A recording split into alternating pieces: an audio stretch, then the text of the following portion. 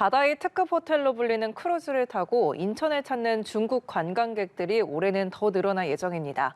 정부가 중국인 단체 관광객의 무비자 입국을 시행한 데 이어 중일 갈등 여파가 더해져 일본 대신 한국을 찾는 관광객이 늘어났다는 분석인데요. 한웅희 기자입니다. 인천항에 정박한 거대한 크루즈 선박. 중국 텐진에서 온 관광객 2천여 명이 차례로 내립니다. 지난해 9월 정부가 중국인 단체 관광객 이른바 유커에 대한 무비자 입국을 시행하면서 인천항에 입항하는 중국발 크루즈는 꾸준히 늘고 있습니다. 올해 인천항에 입항했거나 하기로 한 크루즈는 모두 64척. 이 중 68%인 44척이 중국발 크루즈입니다. 지난해 입항한 전체 크루즈 선박수와 비교해도 2배나 늘었습니다. 중국발 크루즈가 급증한 건 무비자 입국 효과에 중국 내에서 일본 문화나 컨텐츠를 제한하는 한일령 여파가 더해졌기 때문으로 분석됩니다. 실제로 중일 갈등이 본격화한 지난해 12월 초중순 40척에 달하는 중국발 크루즈가 긴급하게 입항을 예약했습니다. 인천항만공사 관계자는 크루즈 입항은 보통 1년 전에 확정되는데 이렇게 급하게 예약되는 건 일반적이지 않다며 일본으로 가려던 크루즈가 인천항으로 항로를 바꾼 경우가 많은 것으로 보인다고 설명했습니다. 올해 인천항을 통해 한국을 찾을 것으로 예상되는 크루즈 여객은 모두 19만여 명. 지금도 중국 크루즈 선사들을 중심으로 입항 문의가 계속되고 있어서 역대 최고 여객 수를 기록할 거란 관측도 나옵니다. 연합뉴스TV 한웅입니다. 이재명 대통령이 내일부터 1박 2일 일정으로 일본을 방문합니다. 이번 방일은 한일 셔틀 외교를 본 궤도에 올리는 계기가 될 걸로 보입니다. 특히 최근 중일 갈등이 심화하고 있는 만큼 이 대통령의 국익 중심의 실용 외교가 시험대에 오를 전망입니다. 장보경 기자입니다. 이재명 대통령은 내일 오후 일본 나라현에서 다카이치 사나이 일본 총리와 한일 정상회담을 갖습니다.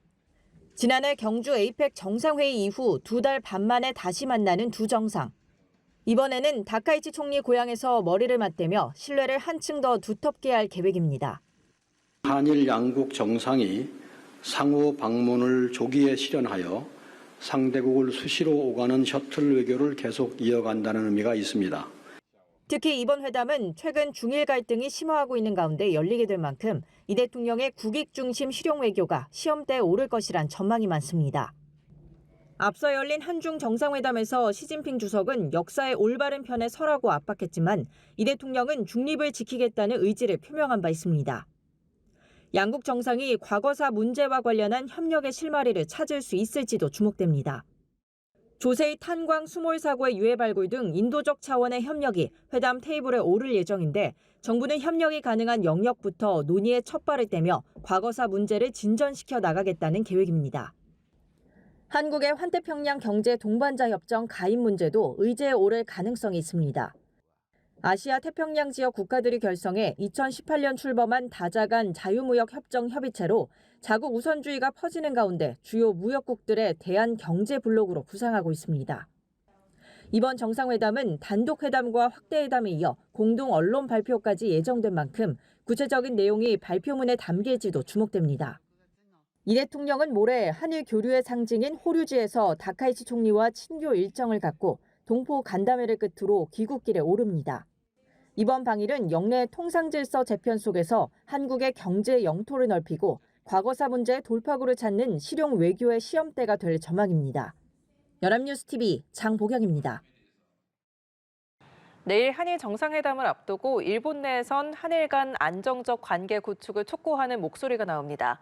일본 언론들은 특히 중일 갈등이 장기화하는 가운데 한국과의 관계를 다져야 한다고 재원하고 있습니다. 김지수 기자입니다. 일본 정부는 이번 정상회담이 미래지향적 한일 관계를 위한 중요한 계기라며 기대감을 보였습니다. 앞서 다카이치 사나이 일본 총리는 경제 안보를 포함해 국제 정세가 엄중해지고 있는 상황에서 한일 간 우호 협력은 그 어느 때보다 중요하다고 강조했습니다.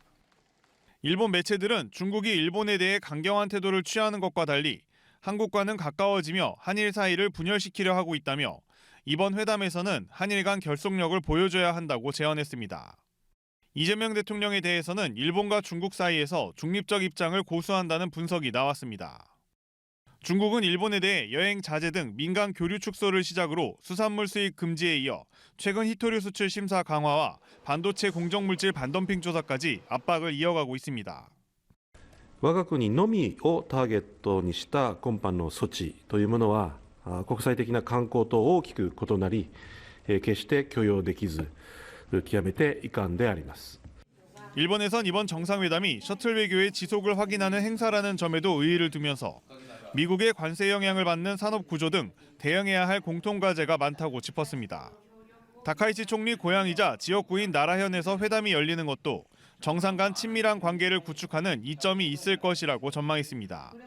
다카이치 총리는 지난달 독도를 일본 고유 영토라고 주장하는 등 과거사 문제의 양국 간 입장차가 여전하지만 이번 회담에서는 실질적 협력 구축에 방점을 둘 것이란 관측입니다. 연합뉴스TV 김지수입니다. 다카이치 사나이 일본 총리가 중국의 이중용도 물자 수출 통제에 대해 일본만을 겨냥한 듯한 조치는 국제적 관행과 크게 다른 것으로 허용할 수 없다고 11일 밝혔습니다. 다카이치 총리는 NHK가 지난 8일 녹화해 오늘 방송한 인터뷰에서 이같이 언급하고 중국 측에 강하게 항의도 하고 철회도 요구하고 있다고 말했습니다. 이어 특정 국가에 대한 의존도를 낮추기 위해 공급망 강화를 확실히 추진할 것이라고 덧붙였습니다. 다만 중국과의 대화에 열려 있다는 점을 또다시 강조했습니다. 일본이 중국의 히토류 수출 규제에 맞서 남태평양 심해에서 독자적인 히토류 시굴 작업에 착수합니다. 아사히 신문 등에 따르면 일본 해양연구개발기구 탐사선 지큐는 내일 오전 혼슈 중부 시즈오카현 시즈오카시 시미즈항에서 출항해 미나미 토리시마로 향합니다. 탐사선은 미나미 토리시마에서 동남쪽 약 150km 거리에 있는 배타적 경제수역 내에서 히토류 시굴을 시도하며 작업은 다음 달 14일까지 진행될 것으로 전해집니다. 일본은 히토류 채취에 성공할 경우 내년 2월부터 본격적인 채굴 실험을 추진해서 채산성을 검토할 방침입니다.